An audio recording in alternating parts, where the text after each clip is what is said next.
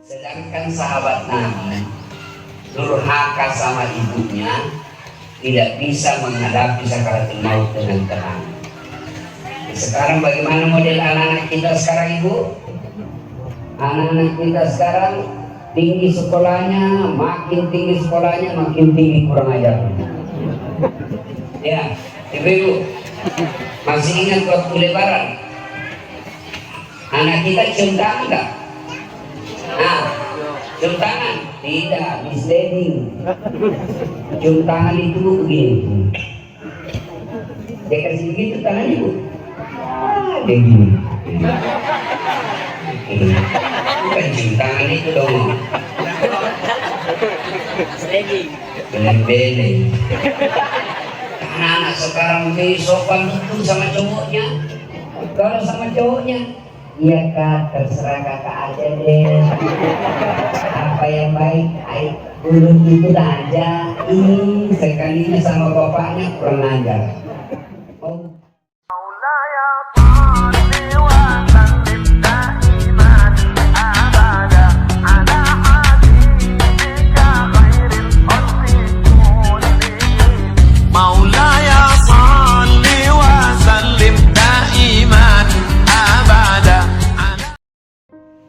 Sama Nabi, ya Rasulullah, Alqamah sakaratul maut tidak bisa syahadat, tolong Anda doakan.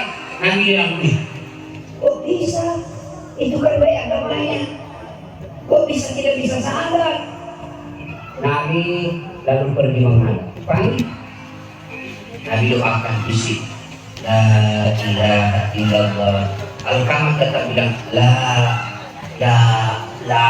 keluh bibirnya, tidak bisa. Nabi lalu bersabda, pasti ada dosanya besar ini, pasti ada dosanya besar. Cari bapaknya, ternyata sudah meninggal. Cari ibunya, ketemu. Bilal lapor, Bu, anak ibu si Alqamah sakaratul maut tidak bisa syahadat. Sini, tidak apa-apa, sini, lebih enak di sini. Ya, sini. Nah. Biar tidak apa-apa demi ibu. Ya, paling juga kalau panas ketek saya keringatan. Nah, Nabi bersabda, kau cari orang tuanya, cari bapaknya, sudah meninggal. Cari ibunya, ketemu. Bilal berkata, Ibu, anak ibu sakaratul maut tidak bisa syahadat, tolong Anda doakan. Apa kata ibunya? Dia dapat sudah itu anak. Kenapa? Setengah mati aku hamilkan, setengah mati aku lahirkan, bersusah payah aku besarkan. Setelah ada istrinya, lebih sayang istrinya daripada saya.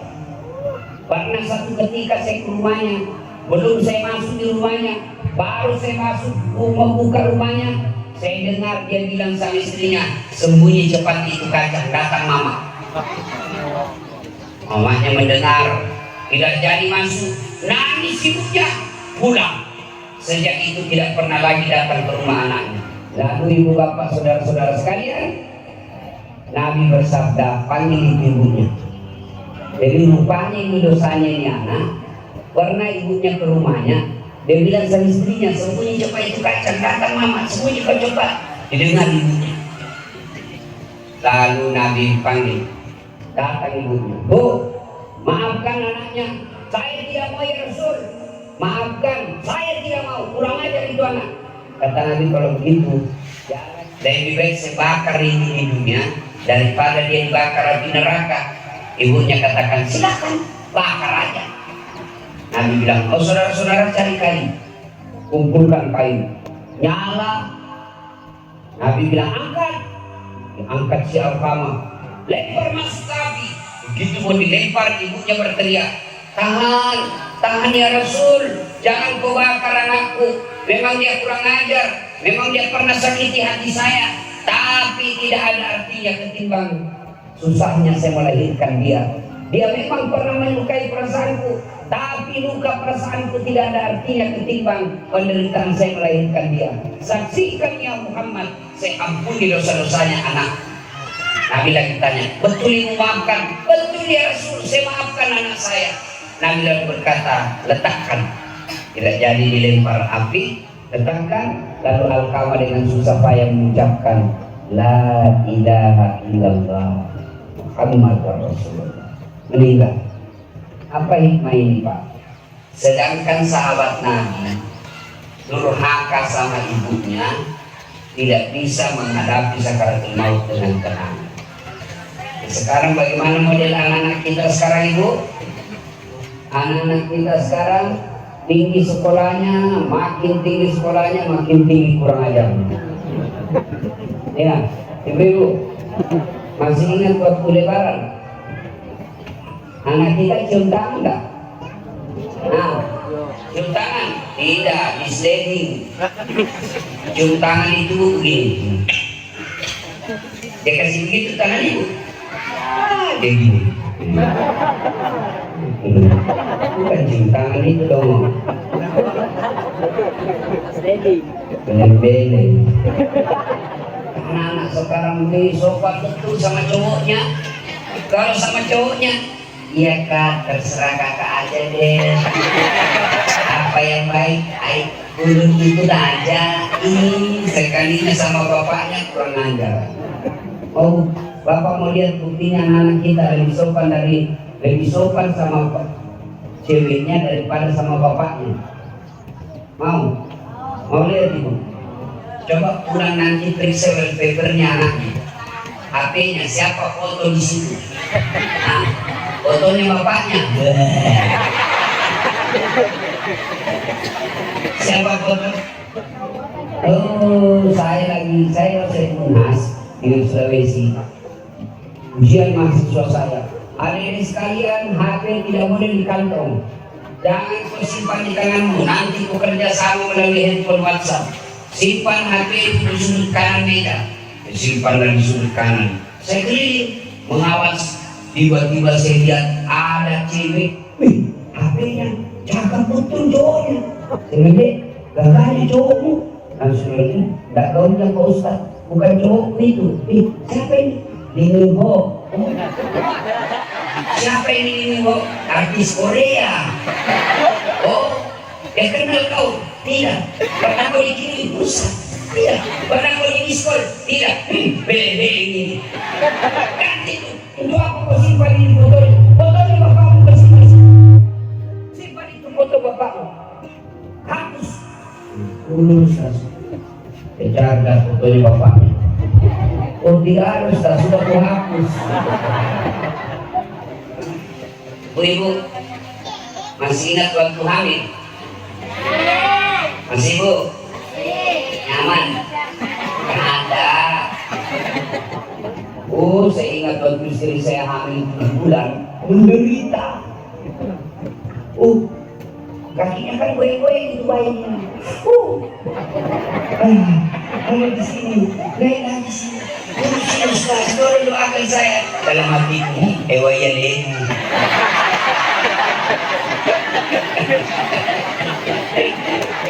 Coba, iya toh, ibu-ibu masih ingat waktu hamil? Ibu-ibu kalau hamil tengkurap nggak kalau dulu? Nah, mana boleh hamil 7 bulan tengkurap? Ibu-ibu kalau hamil gayanya samping kanan kosong, samping kiri sesak nafas. Apa gayanya? Gaya pasrah. Iya toh? Masih ingat waktu melahirkan Ibu? Nyaman kada? Nah, ada orang melahirkan sini, keluar pernah.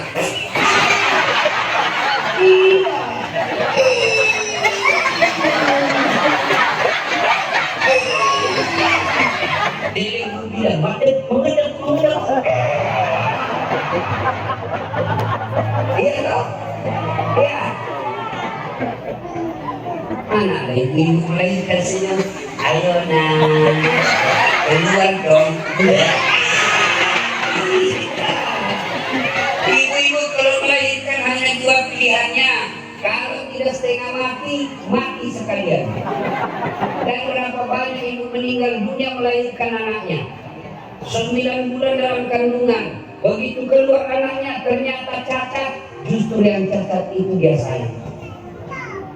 Coba lihat ibu-ibu, begitu cintanya kepada anaknya. Masih ingat ibu tuh? Coba kalau ada ibu mau makan terbatas sedikit, tiba-tiba mau masuk mulutnya nangis lagi, mama, coba barang sedikit kata nanya mama makan ki, jangan minat, mama masih kenyang. Padahal apa? Dia suka itu, tapi karena barang sedikit dia kasih anaknya alasan kenyang. Itulah orang tua. Tak ada orang cinta sama kita kecuali orang tua. Coba, saya sudah kerja, sudah ada duit, masih juga bawa beras kalau dari Makassar. Bawa beras 50 kilo. Apa aja bisa selima? Enak juga kalau beras dari kampung.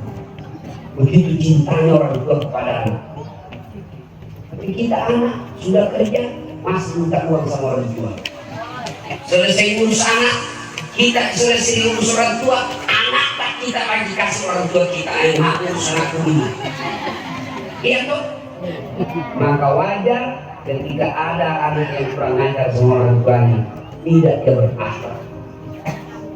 Ada sahabat datang bertanya kepada Nabi, ya Rasulullah, ada orang baik agamanya, puasanya bagus, sholatnya baik, jamaah di masjid, tapi dia kurang ajar sama orang tuanya. Dia sering meneteskan air mata orang tuanya. Apa kata Nabi? Demi Allah, jangankan masuk surga, baunya surga diharamkan bagi. Dengar, ibu-ibu, jangan kurang ajar sama orang tua. Bapak-bapak, jangan kurang ajar sama orang tua. Lebih sayang sama istrinya daripada mamanya, lebih takut sama istrinya daripada bapaknya. Bapak, saudara-saudara sekalian, tidak ada keberkahan bagi mereka yang kurang ajar sama orang tua. Bu, sampai sekarang saya anak ke-13 dari 14 bersaudara. Kenapa kayak gitu? Setiap saya sebut saudara-saudara, saya bilang ini sekarang harus itu kalau banyak bersaudara. Kau menang pilkada 14 kali menentu, kali ipar, kali desa, kali sukunya, menang pilkada satu kecamatan. Itu ibu sekarang bu, tiap bulan dapat gaji 14 juta tiap bulan, kalah gajinya Pak Camat. Dari mana? Dari satu anak 1 juta, 14 juta karena 14 anak. Dia bilang sendiri, saya tahu begini saya masih lahirkan banyak-banyak. Masya Allah, sampai sekarang Pak, kalau saya pulang kampung disuruh ibu saya pergi. Oh dasar, bukan dasar, nama aku kalau di kampung. Lah dasar.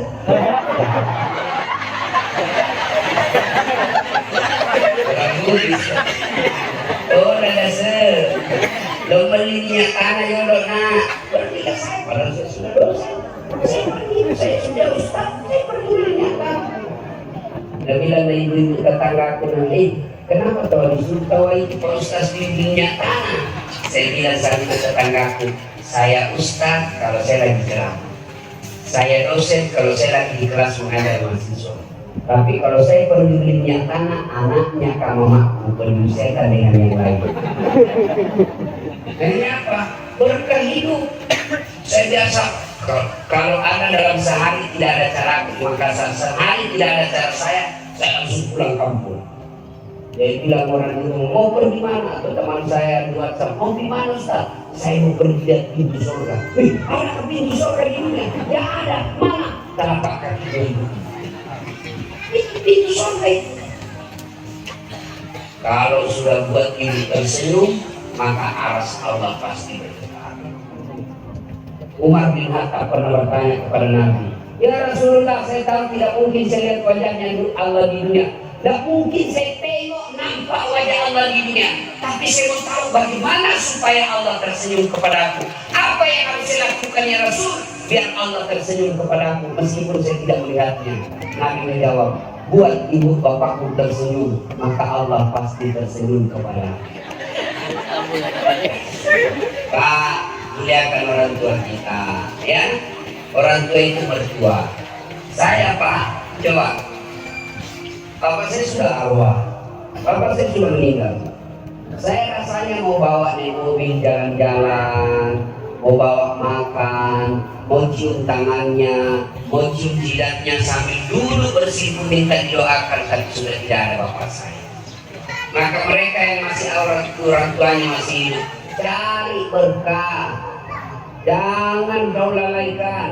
Kadang-kadang kita begini, pergi ziarah ke makam ini, guru ini, cari barakah. Barakah itu bukan di guru, barakah itu sama orang tuamu. Guru mana dia kenal kita? Bapak cari barakah sama saya, karena katanya guru, kita tidak kenal. Ya, dan bapak tidak pernah menderita gara-gara saya pun tidak pernah menderita gara-gara bapak. Jadi paling kalau berdoa tidak serius doanya. Tapi kalau orang tua pasti makbul doanya. Kenapa? Karena orang tua paling menderita membesarkan bapak. Melahirkan setengah mati, sudah melahirkan menyusui lagi. Ibu itu masih ingat waktu menyusui? Masih. Apalagi kalau 7 bulan itu anak lagi tumbuh giginya.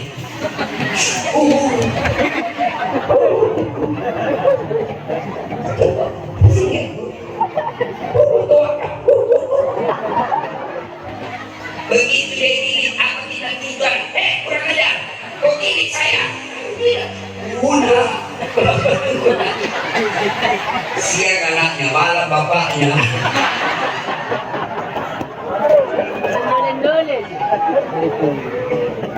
Menderita memang. Maka wajar ketika Nabi bersabda, al-jannatu tahta aqdamil ummahat, surga itu berada di bawah telapak kaki ibu. Ketika Nabi ditanya sama sahabat, ya Rasulullah, setelah Allah dan Rasulnya, siapa yang saya taati ya Rasul? Kata Nabi, ibumu. Setelah itu siapa ya Rasul? Ibumu. Sudah itu siapa ya Rasul? Ibumu. Setelah itu siapa? Bapakmu. 3 banding 1. Ibu, bapak. Kenapa? Karena ada 3 kelebihan ibu yang tidak bisa dilakukan oleh bapak. Apa itu? 1, hamil. 2, melahirkan. 3, menyusui. Ada yang pernah hamil di sini?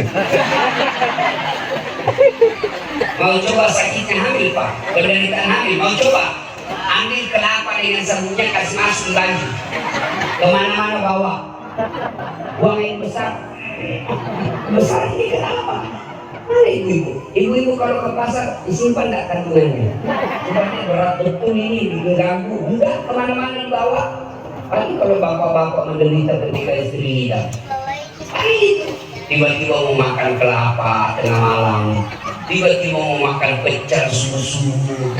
Ini masih baik itu. Ada orang bisa terus apa doanya supaya berhenti ngidam? Saya bilang ngidam apa istrinya Pak? Doakan saya Ustaz supaya berhenti ngidam. Apa ngidamnya? Dia bilang nanti dia bisa tidur kalau dia lihat saya duduk di atas lemari. Dari kalau istrinya tidur jam 9, saya 9 sudah naik suami di atas lemari. Duduk SMS, saya naik berhenti kok dikasih boro-boro ke istri.